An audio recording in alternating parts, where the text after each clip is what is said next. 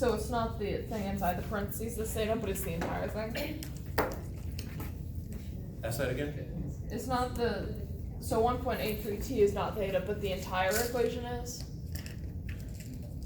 Y equals theta? So y doesn't equal theta.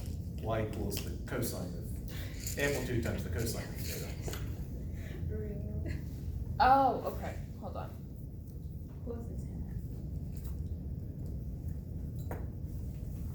I think that's what I was getting slowed up on.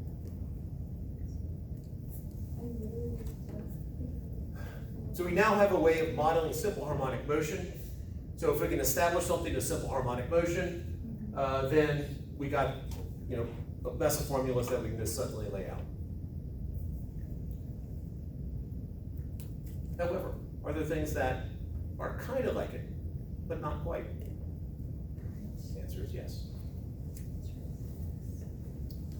So what we're going to do now,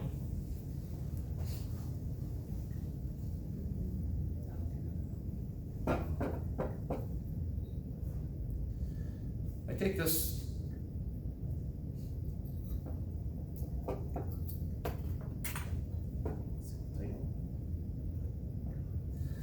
and I oscillate it back and forth. So just a pendulum. If it were frictionless, it would be called a simple pendulum. But that only exists in our imaginations? Yeah, I mean, there are some things that get pretty darn close. I mean, there's not a whole lot of friction there. It will eventually stop. But science museums often have a giant pendulum that's swinging back and forth, and it's pretty low friction at the top, which means that it will continue to swing like this as the Earth turns.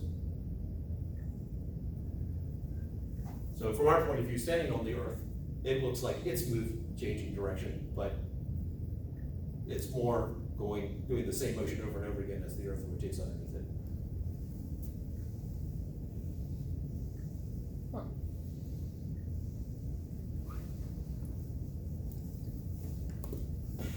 What does y equal? What is y itself? Y was the displacement from equilibrium. I used y instead of x, or r, s.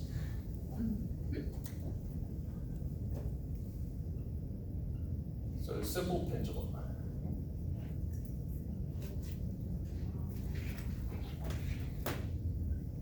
The other aspect of a simple pendulum, not only is it frictionless, but all the mass it's a point mass at the end. This marker sucks.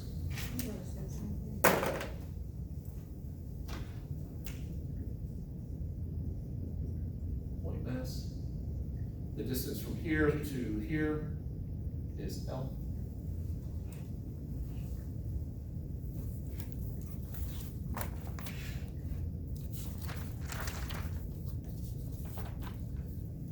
So let's start out where we do so often. With a force diagram. What are the forces? There's a normal force at the top, I assume? Only really care about what's happening to this. Oh, mass of tension and weight. All right, so we have tension acting this way, weight acting down. We do need to establish a convention here. A what? Convention. Coordinate system. Oh. I'm going to go with the traditional positive I hat, J hat, and then K hat. Okay.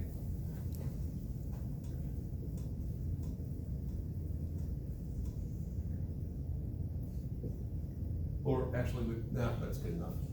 K hat's the primary one that I want to deal with. In which case, if K hat is out, what do we know about this angle right here? Would this be a positive angle or a negative angle? Out? Like it's absent or it's... Is it out or in? Okay. K hat or negative K hat?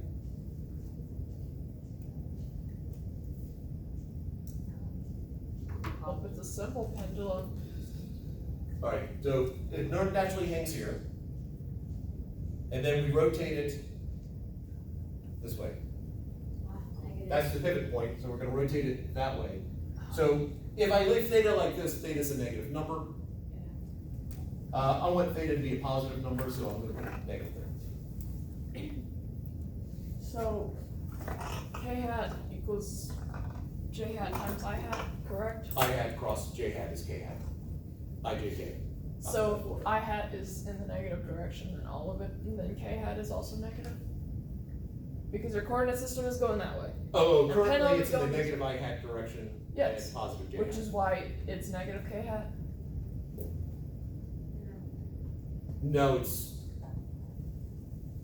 that the I hat cross j hat is k hat is the coordinate system. This is in the negative k hat direction because it actually hangs here. We rotated it clockwise, Yes. which is into the board, which is negative k hat. Okay. All right, so if when I release this, it is going to accelerate that way, but it'll also accelerate that way because we have centripetal acceleration because it is traveling in an arc, and we have linear or angular acceleration because it is speeding up going as it goes around. Either way, I'm going to set up a coordinate system for this to be like that, and whatever letters you want to use, I'll call it I 2 hat, hat and J2 hat. Why two? Because I said, I just wanted to differentiate it from those. Okay. So what are we breaking up? We are, Oh, wait. Yeah, Because FT is logically in the j hat direction, right? FT is logically in the, yes, It's not just a Yes. difference of angle that you happen to make. no, that J2 hat is in the direction of the tension here. Okay. I need to break weight up.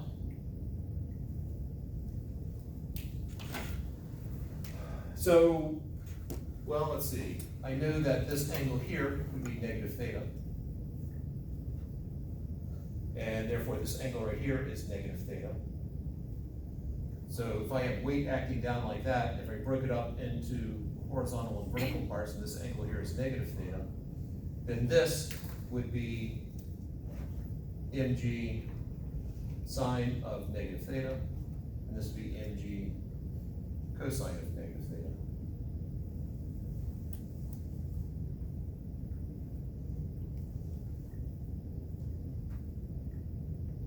So we have two equations here.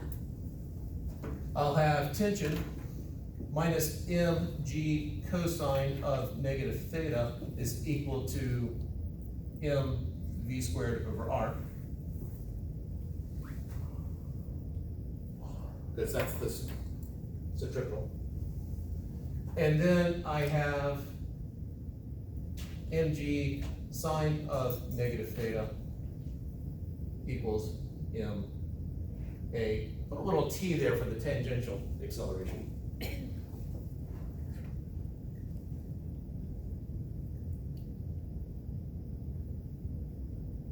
The issue we have now is, first off, I got this pesky, I don't care about this equation right here. That, not saying it's invalid, I'm saying we don't need it for what we're trying to do right here. What is the relationship between sine of negative theta and sine of theta? Could you cross out the upper equation better so it doesn't look like you're actually highlighting it?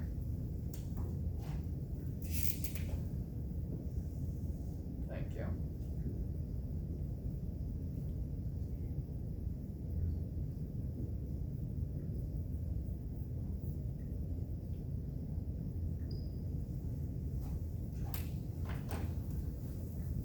What is the relationship between sine of negative theta and sine of theta?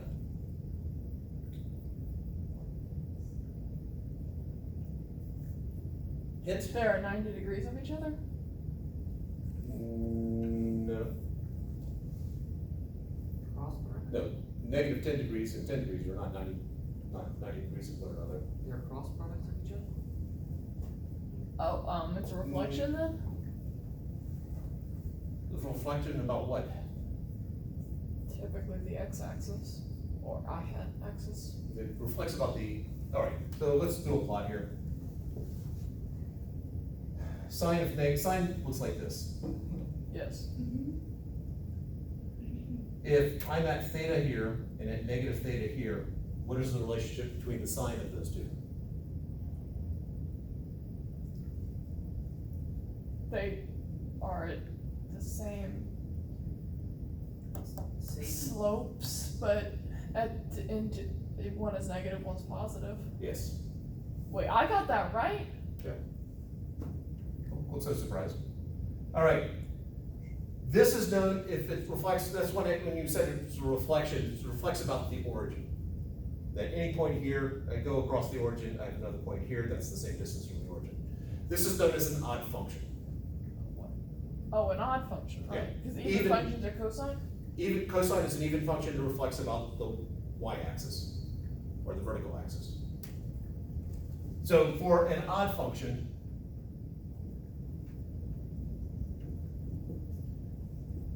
f, this is just generic function notation, f of negative theta is equal to the negative f of theta.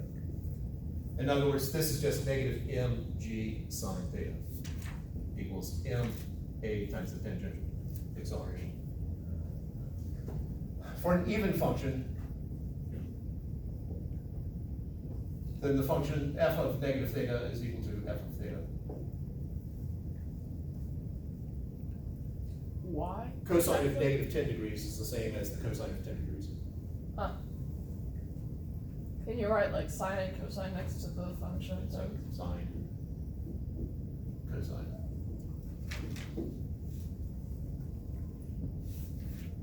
Y equals x is also an odd function. Y equals x squared, even function. I think it basically comes down to, in general, if it's y equals and then all the unknowns are raised to even powers, then it doesn't matter if x is positive or negative, you're gonna get the same result. If they're all odd powers, you're just gonna get the negative. Anyway, so now we're here. Tangential acceleration. So now I've got this rotational quantity and I have a linear quantity. I need to get them in terms of the same type. They either both are rotational or they're both linear. And I'll give you a hint, they should both be rotational. So what is the relationship between linear, this tangential acceleration, and angular acceleration? Well, we can cancel out the m's. Okay.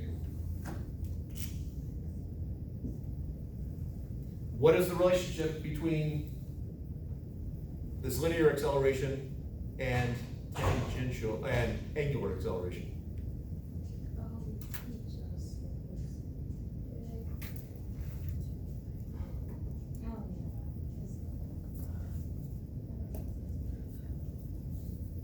What is the relationship between V and omega?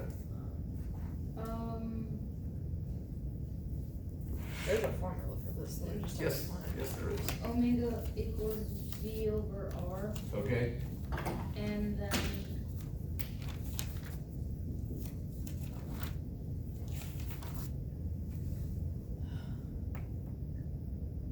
Or V equals R omega. doesn't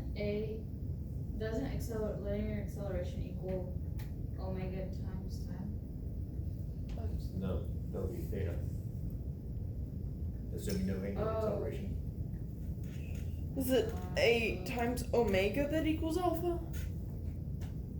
All right. V equals R omega. Hopefully that Yes. at least rings a bell. Yes. So therefore, the change in V is equal to R times the change in omega. Yes.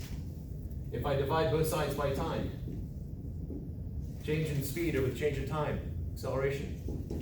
Change in omega over the change in time, alpha. We have V So equals close, R but so omega, far. S equals R theta, A equals R alpha, Okay. Roman letter equals R Greek letter.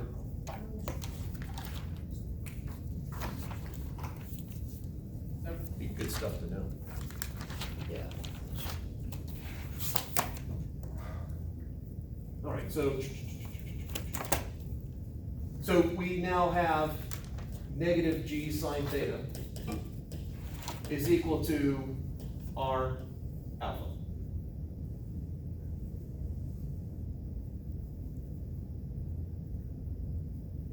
Okay.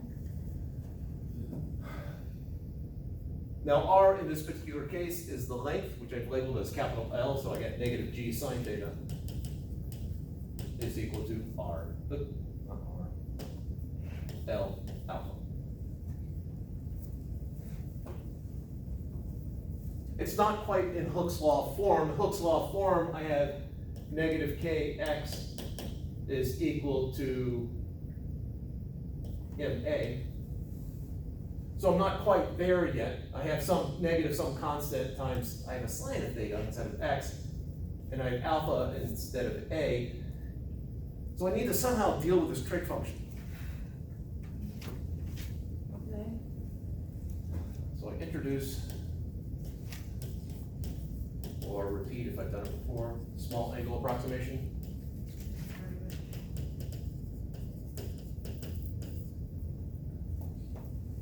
I'm going to trust that all of you have great eyesight. Don't.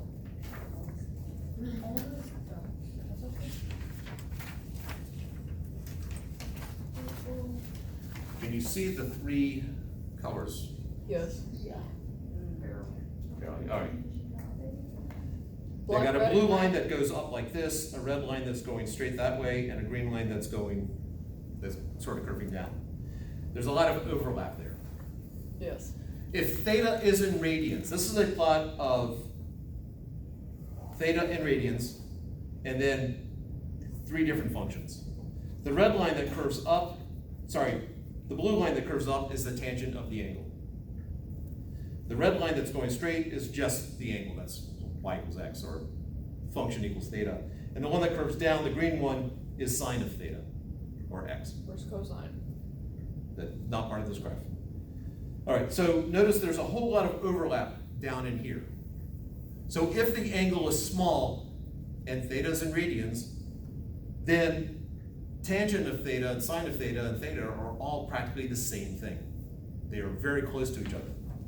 So the small angle approximation says if theta is much less than 1,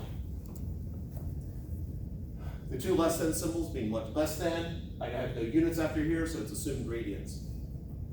Then the sine of theta is approximately equal to the tangent of theta, which is approximately equal to theta. Now typically, when you see a much less than, what you're saying is that theta is less than roughly 10% of whatever we have over here.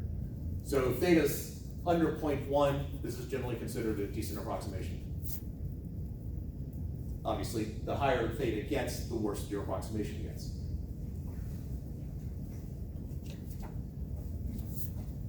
To give some sense of how good a fit is it,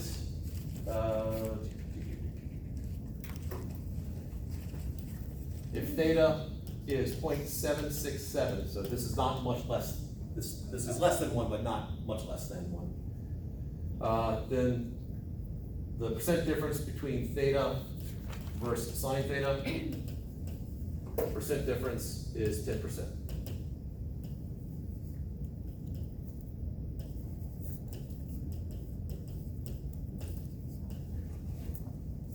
And that is just shy of a 44-degree angle.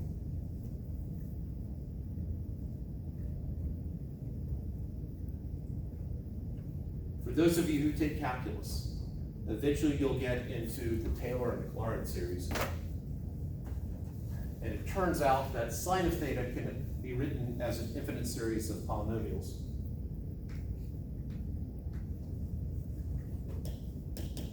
Sine of theta is equal to theta minus theta cubed over 3 factorial plus theta to the 5th over 5 factorial minus theta to the 7th over 7 factorial and so on. Does it have to be odd numbers? Can it be even? No, it's going to be odd. It's gonna be odd. Yeah. Oh wait, because it's an odd function and so cosine is even? Yep. Cosine of theta is 1 minus theta squared over 2 factorial plus theta to the 4th over 4 factorial minus theta to the 6th over 6 factorial and so on. If theta is small, recognize if I take a small number and I cube it, it's going to be even smaller. 0.1 cubed is 0.001. So if theta is small, these terms right here become insignificant, and you're left with the only one which potentially has any value at all or any significance at all is theta itself. Over here, if theta is small, cosine of theta is practically 1. Generally not a good approximation, so typically if you're doing a cosine, small angle approximation with cosine, you take it that far, typically. If you're designing multi-million-dollar fighter jets, don't make those approximations. How far approximations would you go? 52? Well, at this point, how Because that's far more would you than the go? atoms in the universe. 52 factorial. Yeah, it's, how far do you go? It depends upon the context. Can't make that decision for you. And do the like operation signs always reverse? Yes. Yeah. So, what this means is that we're left with negative g sine theta is equal to L alpha. If theta is small, then I'm left with negative g theta is equal to L alpha. And alpha is just the slope of my angle. This is Hooke's law form, compared to negative kx is equal to ma. It's just the rotational version of it. Huh. So, my period for a spring oscillating back and forth is 2 pi times the square root of m over k. The period for a simple pendulum